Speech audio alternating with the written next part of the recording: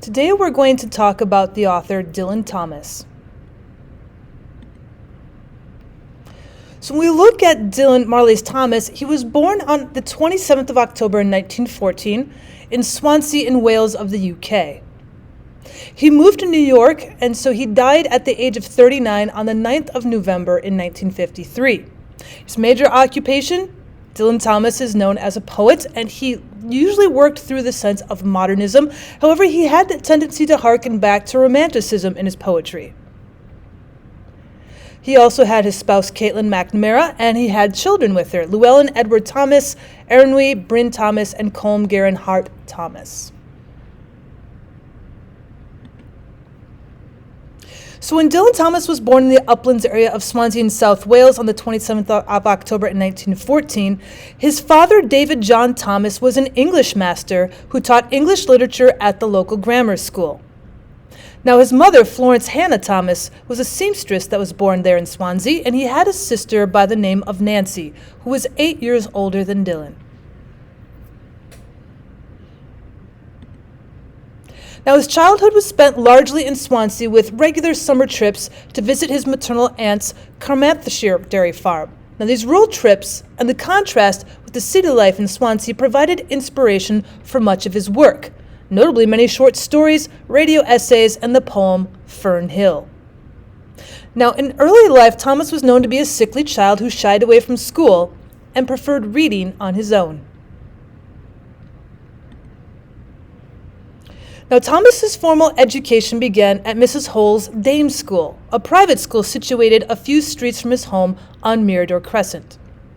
Now, in October of 1925, Thomas attended the single-sex Swansea Grammar School in the Mount Pleasant district of the city. Thomas's first poem was published in the school's magazine, of which he later became an editor. Now, Tom would leave school at 16 to become a reporter of the local newspaper, the South Wales Daily Post, only to leave the job under pressure 18 months later in 1932. Dylan then joined an amateur dramatic group in Mumbles, but he still continued to work as a freelance journalist for a few more years.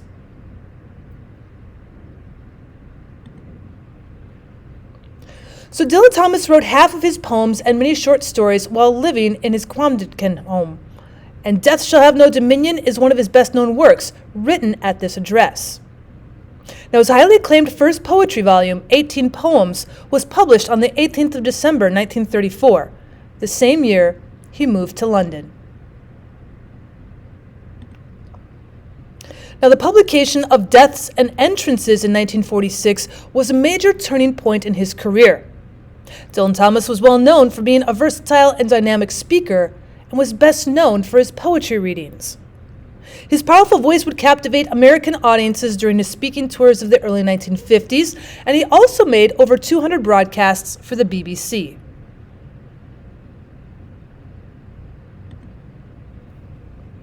So looking back at his personal life, in the spring of 1936, Dylan Thomas met Caitlin McNamara, a dancer. They met in the Wheatsheaf Public House in the Fitzovia area of London's West End. A drunken Thomas proposed marriage on the spot, and the two began a courtship.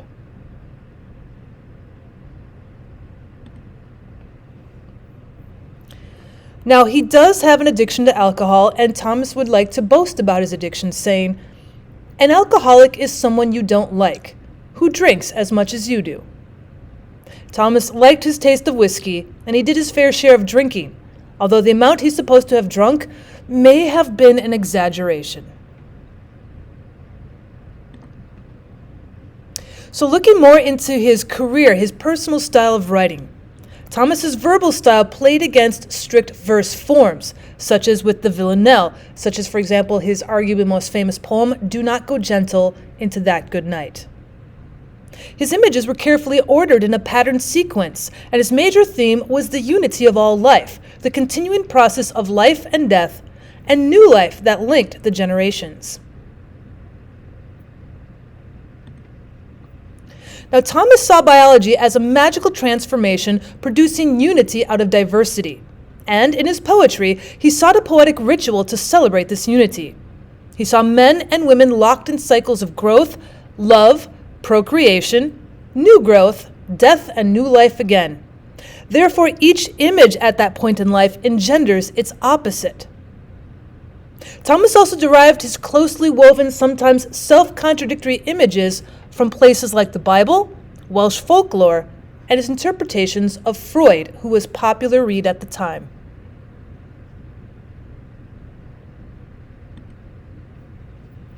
Now, Dylan Thomas's poetry is famous for its musicality. It's most notable in poems such as Fern Hill, in The White Giant's Thigh, in Country Sleep, and in the Ballad of the Long-Legged Bait. Do Not Go Gentle Into That Good Night, possibly his most popular poem, is not representative of his usual poetic style.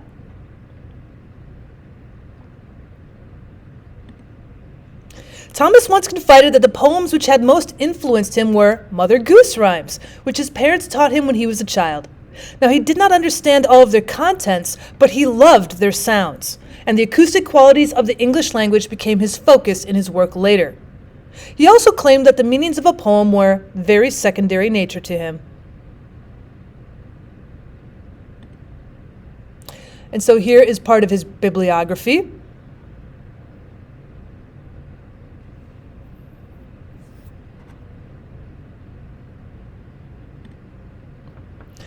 And back to personal life, Dylan Thomas died in New York on the 9th of November, 1953.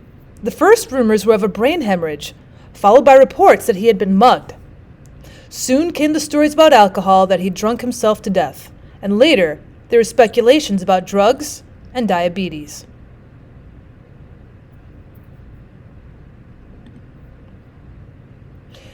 So once he passes, we have to figure out, how is his impact still working today? Well, there are other cultural figures that look to his particular poetry. Musician Bob Dylan, for example, once said the work of Dylan Thomas influenced the change of his name from Zimmerman to Dylan.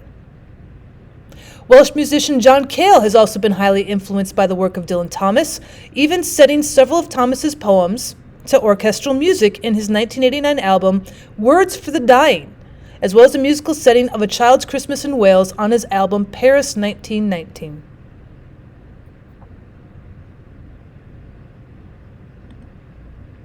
The American author Shirley Jackson met Thomas once briefly in her family home and wrote several short stories dedicated to and loosely based around Thomas's life.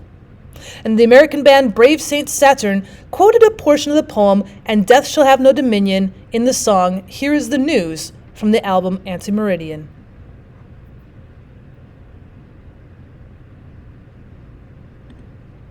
So let's take a look at one of his most famous poems, which really is actually unrepresentative of his usual poetry, but it's still so good. It's called Do Not Go Gentle Into That Good Night. Do not go gentle into that good night. Old age should burn and rave at close of day. Rage, rage against the dying of the light. The wise men at their end know dark is right, because their words had forked no lightning. They do not go gentle into that good night. Good men, the last wave by, crying how bright their frail deeds might have danced in a green bay. Rage, rage against the dying of the light. Wild men who caught and sang the sun in flight and learned too late, they grieved it on its way. Do not go gentle into that good night. Grave men near death who see with blinding sight, blind eyes could blaze like meteors and be gay. Rage, rage against the dying of the light. And you, my father, there on the sad height, curse, bless me, now with your fierce tears I pray. Do not go gentle into that good night. Rage, rage against the dying of the light.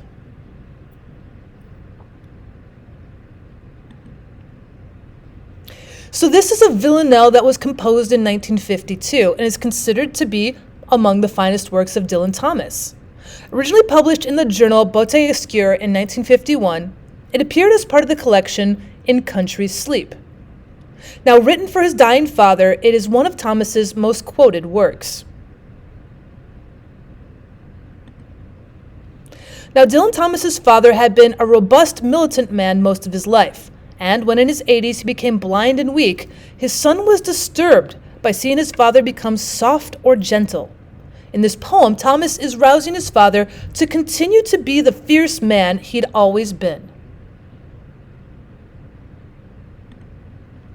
Now, Thomas watched his father, formerly in the army, grow weak and frail with old age. Thus, the speaker in the poem tries to convince his father to fight against imminent death. Now, the speaker addresses his father using wise men, good men, wild men, or grave men as examples to illustrate the same message, that no matter how they've lived their lives, or what they feel at the end, they should die fighting. He implies that one should not die without fighting for one's life, or afterlife.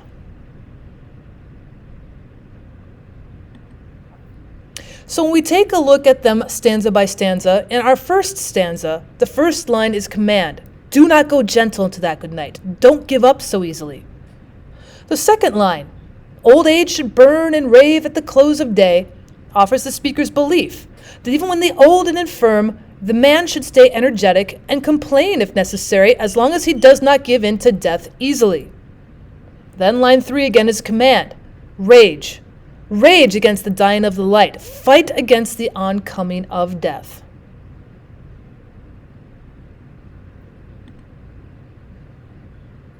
So when we look at stanza 2, it's more a continuation.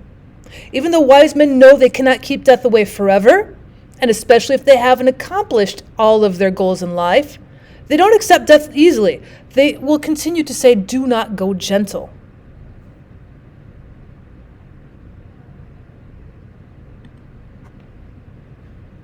Now in stanza 3, we've moved on from the wise men to good men. Good men exclaim what might have been, and their frail deed might have shone like the sun reflecting off the waters of a green bay, and therefore they too should rage against the oncoming of death.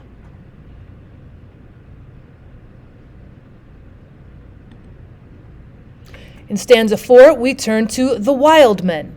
Wild men whose antics seemed to shine as brightly as the sun, and who thought they were so optimistic but later realized they spent much of their life in grief. They are also told, do not go gentle into that good night.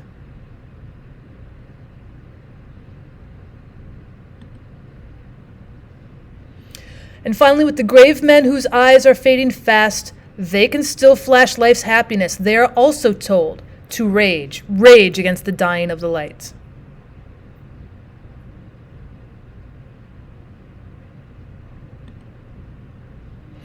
Our last stanza is where the speaker directly addresses his father. And so, my father, you are nearing death. Yell at me, scream at me, cry out. To see that you do, that would be a blessing for me.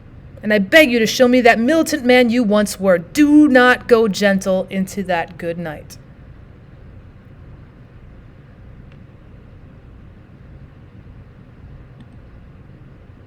Now, another explanation that the speaker admits that death is unavoidable, yet he encourages all men to fight death. Now, this is not for their own sake, but to give closure and hope to the family that they'll leave behind. To support this, he gives examples of wise men, good men, wild men, and grave men to his father, who was dying at the time this poem was written. Now, there's little textual evidence for this interpretation, however, except the words, curse and bless me now with your fierce tears, I pray. Also, it has been historically stated that Thomas never showed this poem to his father. If so, it would seem that Thomas composed it more for his own benefit than for father's.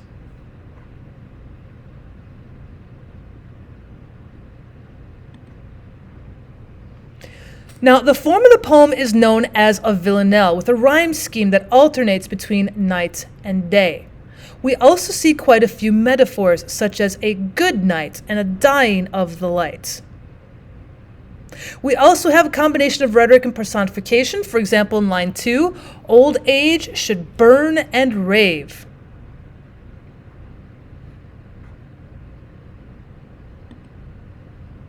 Now, burn in that same line is also being used metaphorically, as is dark in line 4.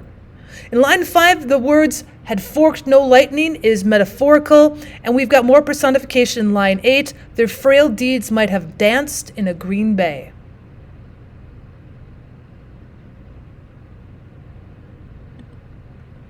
Now, line 10, as we move on to wild men, who sang the sun in flight, That again is a metaphor. But we have an exaggeration because we're talking about wild men. They're singing the sun into flight. You can't do that. That's an exaggeration. And then they grieve the sun on its way is also another exaggeration and a metaphor. And then we continue on into line 14. You have a simile. And as we now get into our last stanza towards Father, where you say, "Curse and bless me now with your fierce tears, I pray." That is a paradox. You have two opposites, yet with similar understandings.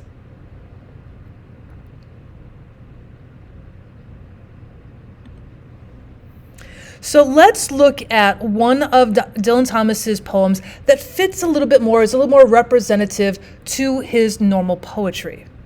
For example, "The force that through the green fuse drives the flower." "The force that through the green fuse drives the flower drives my green age, that blasts the roots of trees is my destroyer.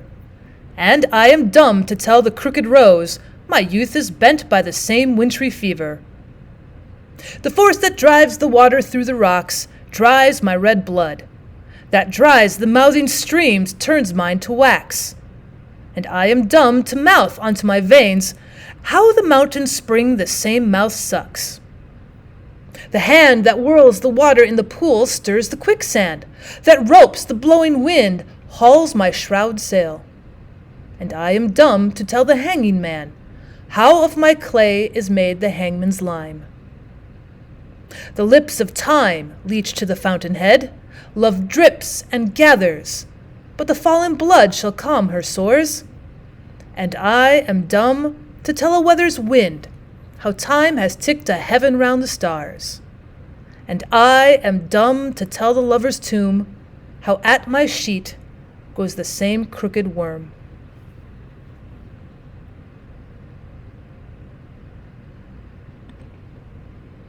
So "The Force That Through the Green Fuse Drives the Flower" is a poem by Dylan Thomas, and it was written in the 1930s. It's a most beautiful poem, full of wistfulness and sorrow, this sense of helplessness, and I am dumb at this, and I am dumb at that. In the poem, Thomas handles all of the literary elements with dexterity, and there's several different interpretations. But the general theme, the cycle of life, is evident throughout his skillful use of a lot of imagery, symbolism, and connotation.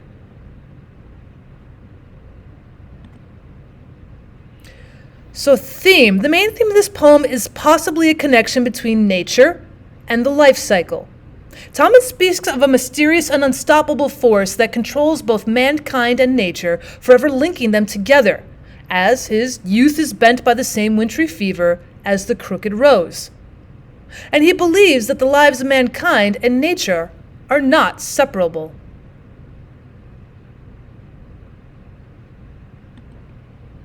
Thomas also talks about a power, the force, which pushes the flower up through the earth and pushes water through the rocks and makes the water swirl in a circle and sends the sailboat moving through the water. It also moves the quicksand downward, taking everything with it that got caught in its spin. There also seems to be a theme of regeneration in all of the stanzas.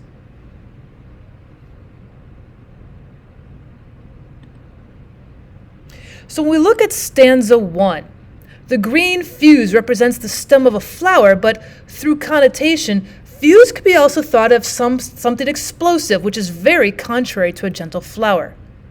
Now the word green would also imply youth or perhaps growth, as he's starting to describe an age. Now in the second and third lines, the force that produced life in the flower and himself is described as the same force that destroys life.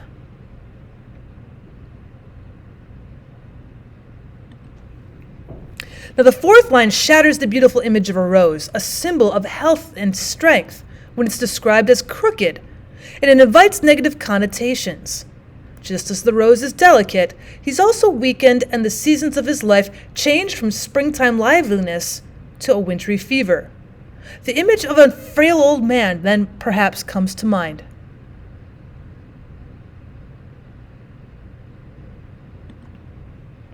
Now in stanza 2, the force that extends the flow of the stream as it drives along is similar to the first stanza, in which the force extended the growth of the flower. Now, red blood is also similar to the green age from the first stanza. They both represent life and vivacity. In lines 7 and 8, the force becomes destructive again, as it did in the first stanza. So when we take the force that pushes life along, it becomes the force that takes away life, as it dries the stream, as it turns the speaker's blood to wax, which represents the speaker's stiff corpse after embalming.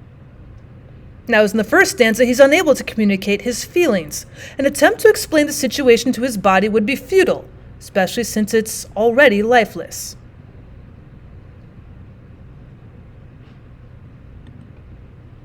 Now, in stanza 3, the hand that agitates the normally calm waters of the pool and the generally motionless quicksand, and is so powerful it also controls the wind. Here is our force once again. The third line of this stanza is a double entendre. The speaker can be referring to a ship, where a shroud is one of the ropes that support a ship's mast. In this case, the hand's power is demonstrated as it controls the ship's course.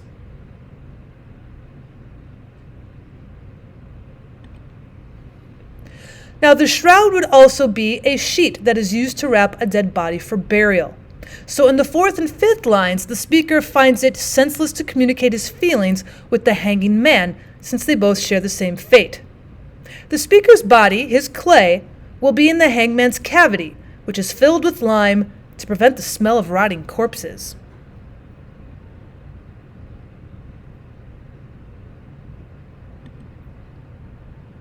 Now, as we continue to stanza 4, the denotation of fountainhead is an original source, where life begins, and time leaches the fountainhead just as age exhausts life. In the next line, it leans towards the recurring theme of death, where fallen blood represents perhaps a dead person. Now, the speaker brings another life into being through reproduction in line 1 and in lines 2 and 3.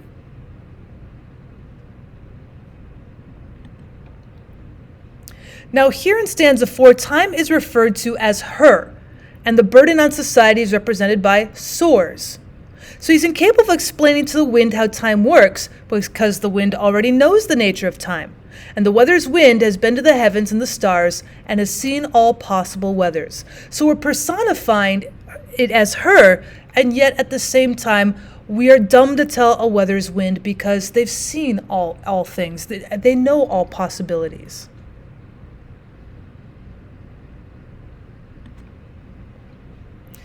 In other explanations, perhaps he describes this force as linking life and death in an eternal cycle. Of my clay is made the hangman's lime. Now, Thomas suggests late in the poem the name of the force that he's talking about, the lips of time, emphasizing his point that the force is powerful and central to all.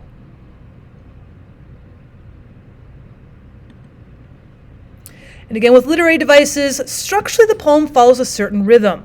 Now, each stanza begins with the word the, and the first two stanzas beginning with the same words altogether. The force that drives. It reflects a regularity of this cycle and continuance. Now, the poet doesn't use rhymes, but sometimes he uses words that sound similar to such as given endings, such as tomb and worm, to give a sense of comfort and regularity when it's read out loud.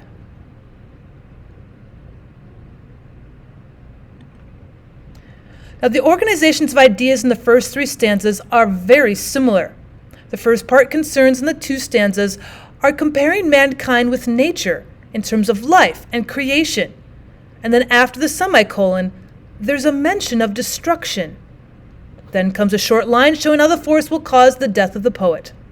And then the last two lines show how the poet is unable to articulate the wonders of this force.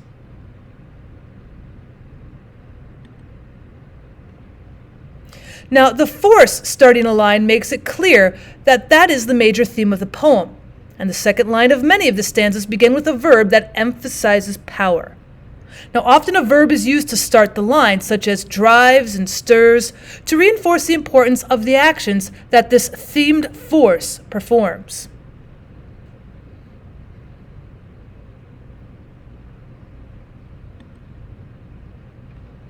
So now when we look at the sense of imagery and contrast in language, this is something that Dylan Thomas is most famously known for.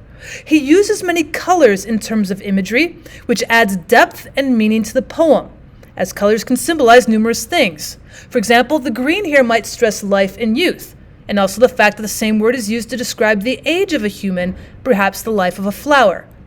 Now the use of red blood also adds to this, as red is a very healthy and lively color.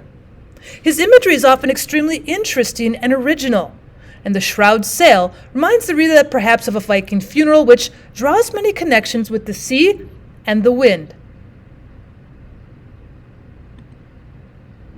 And that should do it for us. Thank you so much for stopping by. If you'd like to learn more from Dylan Thomas, as you can see, I have more poetry. Please leave some comments down below and let me know what else you'd like to learn. And as always, I'd appreciate it if you'd subscribe.